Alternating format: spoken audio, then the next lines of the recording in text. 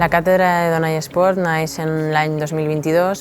amb un conveni de col·laboració de la Conselleria d'Educació, Cultura i Esport amb la Universitat de València com a conseqüència de l'interès d'ambdues institucions en fomentar l'esport femení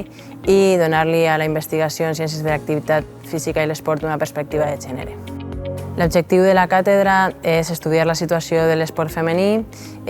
també d'alguna manera fomentar i visibilitzar l'esport femení i tractar de donar solucions a les possibles desigualtats que trobem en els nostres estudis sobre la igualtat de gènere en l'esport.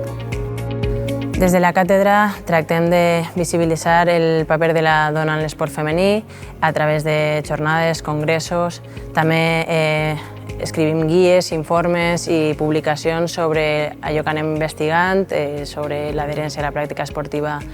de les dones en l'adolescència i en etats més madures. I també tenim convocatòries tots els anys, tenim convocatòries de premis de TFM, el millor TFM, millor projecte social que involucra l'esport femení